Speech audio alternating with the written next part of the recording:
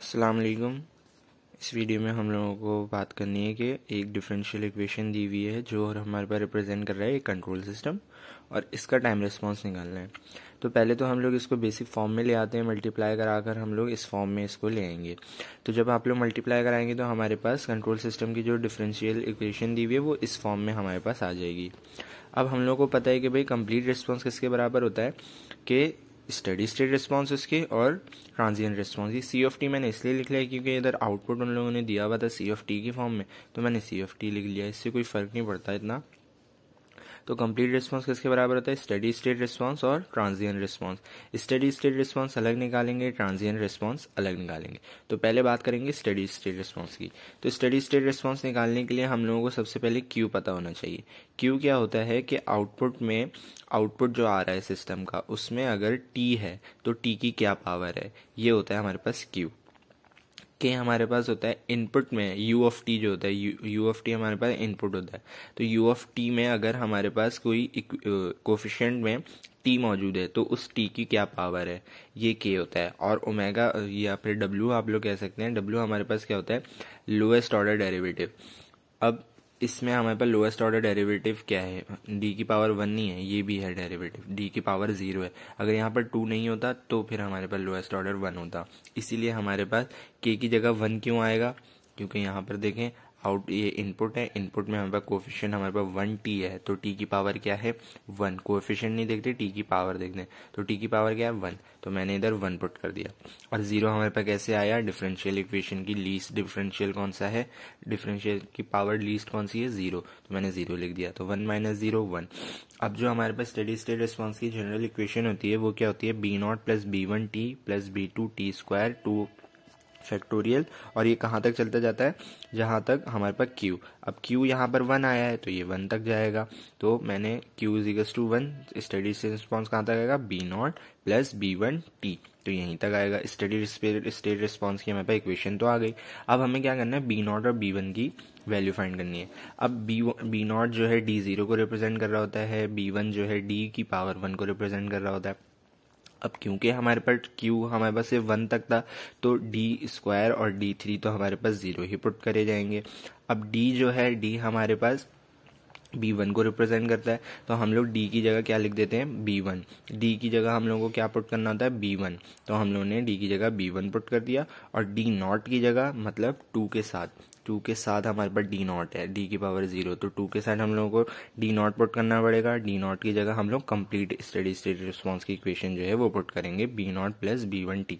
तो यहाँ पर हमारे पास हमने डी नॉट की जगह ये लिखना है। अब इसको पुट किस इक्वेशन में करना है? इस इक्वेशन में, इक्वेशन नंबर 1 में। तो इक्वेशन नंबर 1 में मैंने पुट करा, तो मेरे पास क्या इक्वेशन बन रही है? 4b1 plus 2b0 plus 2b1t is equals to T. अब टी की पावर 1 का जो कोफिशिएंट है उसको कंपेयर करेंगे टी की पावर 1 के कोफिशिएंट के साथ।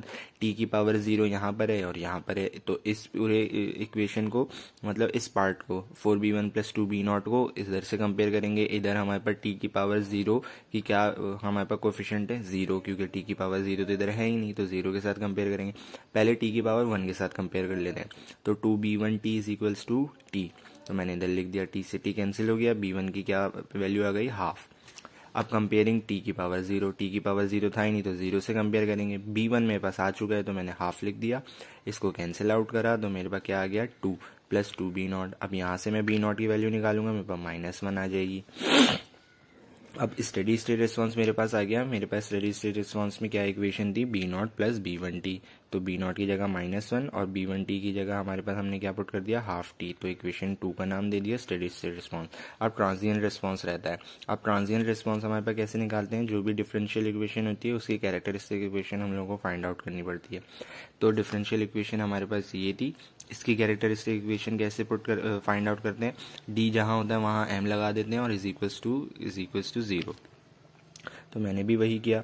अब ये आप लोग कैलकुलेटर से आराम से निकलवा सकते हैं। ये हमारे पास रूट्स होती हैं, तो इसकी रूट जो कैलकुलेटर ने मुझे दी वो क्या थी? -1 प्लस आयोटा -1 माइनस आयोटा। तो 3 रूट्स आ गई इसकी।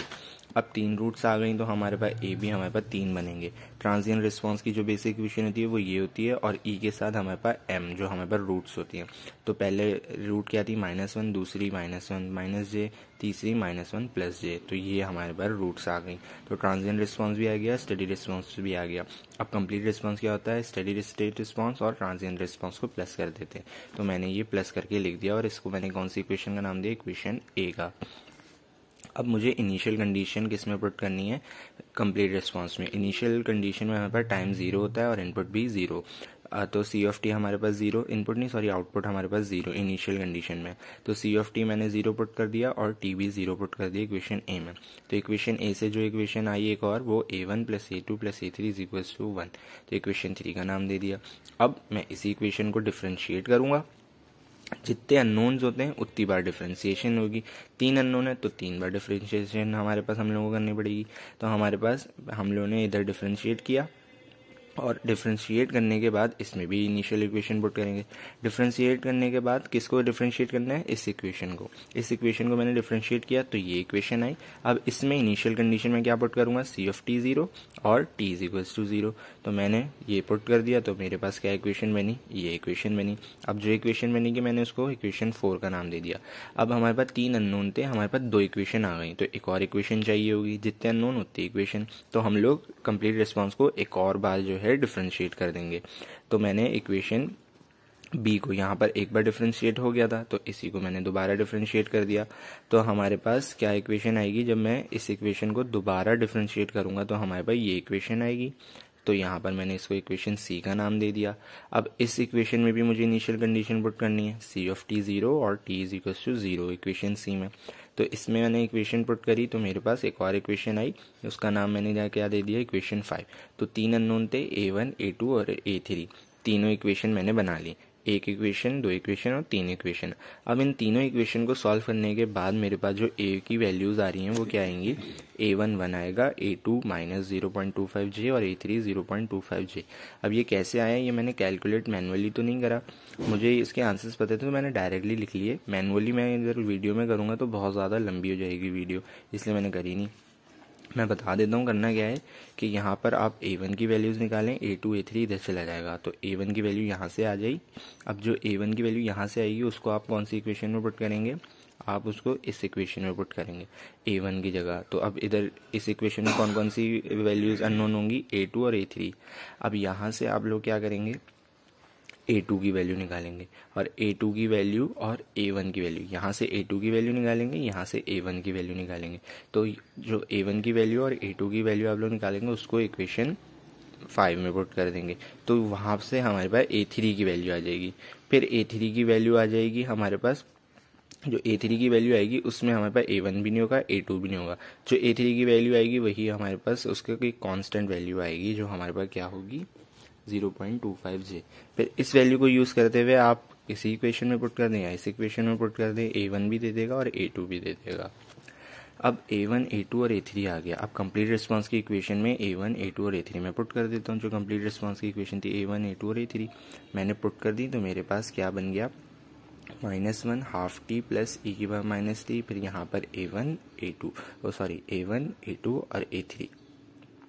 मैंने क्या किया, हाफ की जगह 0.5 लिख सकता था, यहाँ पर मैंने अलग अलग करके लिख दिया, e की पावर माइनस टी, e की पावर जे टी, यहाँ पर भी अलग करके मैंने लिख दिया। अब मुझे नज़र आ रहा है कि मैं यहाँ से 0.25j e की पावर माइनस टी इधर भी है और इधर भी मैंने कॉमन ले लिया, तो यहाँ पर minus plus minus 0.25j e की पावर माइनस टी यहाँ पर आ गया, और ई जे टी यहाँ पर है। मल्टीप्लाई कराऊंगा यही आ जाएगा, और इसको इससे मल्टीप्लाई कराऊंगा यही आ जाएगा। अब यहाँ पर एक फार्मूला बनाने के लिए मैंने मल्टीप्लाई और डिवाइड किससे कर दिया, 2j से। तो 2j यहाँ पर इनपुट में अंदर चला गया, आप लिख सकते हैं कुछ भी नहीं होता, अंदर लिख दिया तो हमारे पास ये एक फार्मूला बन जाएगा। नेक्स्ट स्टेप में मैंने इसकी जगह sin t लिखा है। अब यहाँ पर कोई भी इतनी खास कैलकुलेशन नहीं है, यहाँ पर मैंने एज इट इज़ लिख दिया, यहाँ पर एक बन गया फार्मूला। अब 2j मैंने इधर लिख दिया, ये वाला स्टेप एज इट इज़ चल रहा है, 2j इसके साथ मल्टीप्लाई होगा तो मैंने इधर मल्टीप्लाई 2j लिख दिया। अब ये जो फार्मूला बना है इसकी जगह sin t आएगा, क्योंकि ये बराबर होता है sin t के, इसका फार्मूला होता है।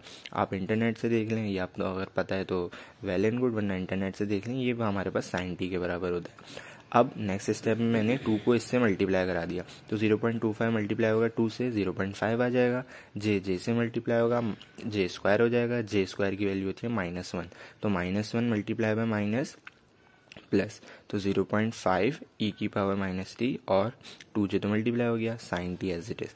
तो ये आ गए हमारे पास कंप्लीट रिस्पॉन्स। यहाँ पर हो जाती है video end. Thank you so much and अल्लाह हाफिज़।